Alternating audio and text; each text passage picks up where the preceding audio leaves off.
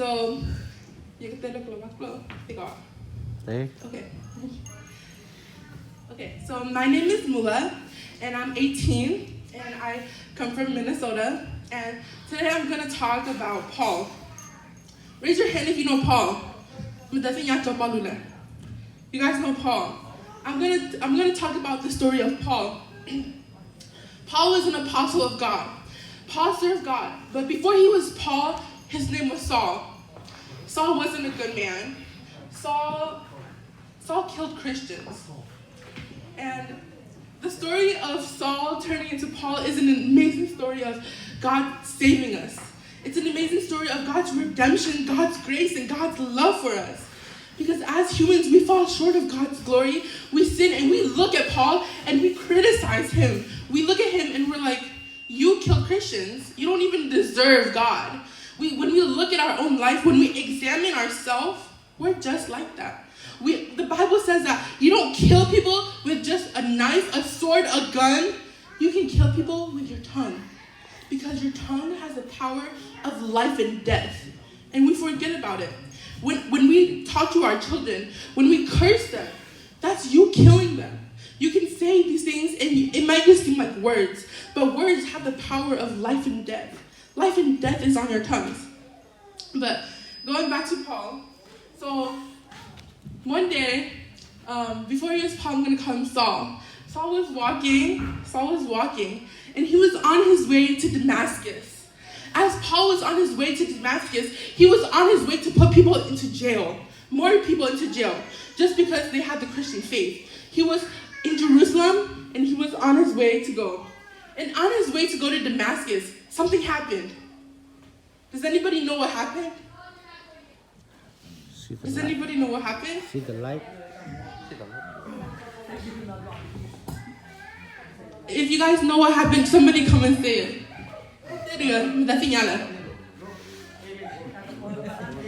Hurry. Hurry, who wants to win the prize? Hi. Is phone down? Hurry. Go. Nobody? Okay. I'll tell you guys what happened. He saw a light. And he fell to the ground.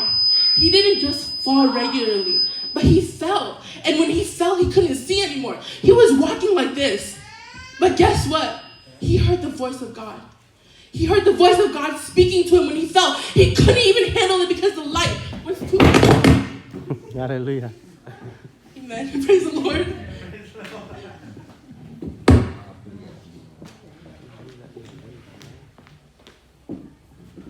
The light was so bright, he couldn't even handle it. He was walking with other people, and other people had to show him the way. Other people had to take his hand and lead him. They had to take his hand and show him where to go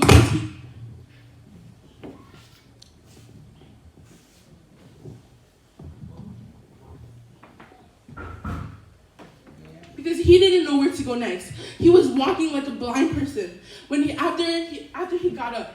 And this is what he heard from God. You can read about it in Acts 13. You can read about it in Acts and 1 Thessalonians in Acts 20:33.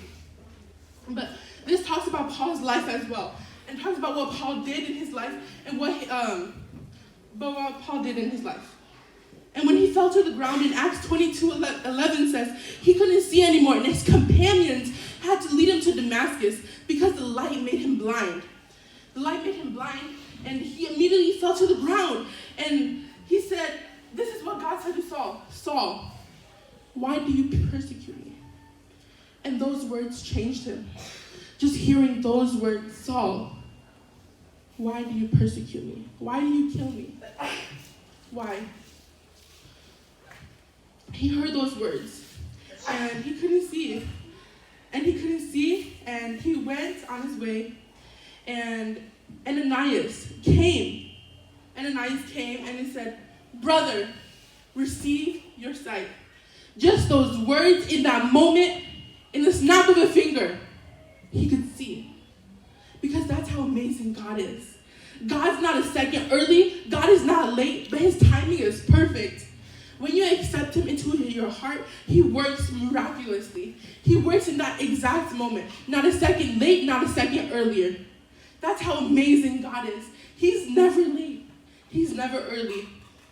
When you accept him, he changes your life. You were once in darkness and you sinned and sinned and sinned, and you didn't even know that you were held captive to these chains because you were blinded by the lies of your enemy. Your enemy can't kill you, but he's going to lie to you and cheat, and he's going to steal you, and he's going to take everything that God has for you. But guess what? When you receive Jesus, you receive it back. You receive all of it. You receive it, and you can see, and his love that he has for you, you see it, and it brings you to tears because of how good it is. Because you were once held captive, but now you are free. You were once blind, but you can see. You were once deaf, but you can hear. Because that's how good God is to you. And it's not just that you receive it, but then you want other people to as well.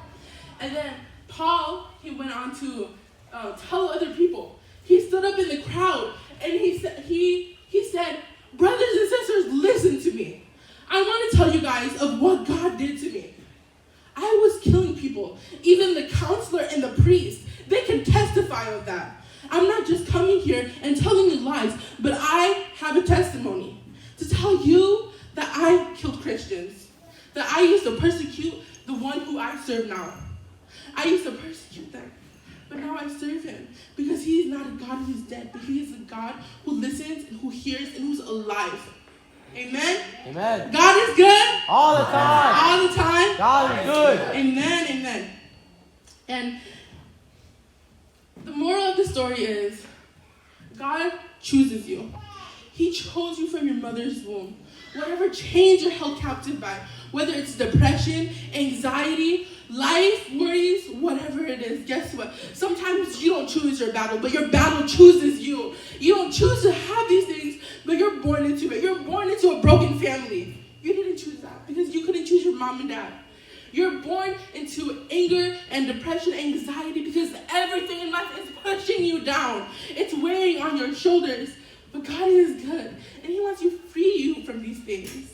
Whatever you persecute, he wants to free you from these things. He doesn't want you to live in that. He didn't choose you to be born and just walk around and just to feel like that. You have a purpose. You have a purpose.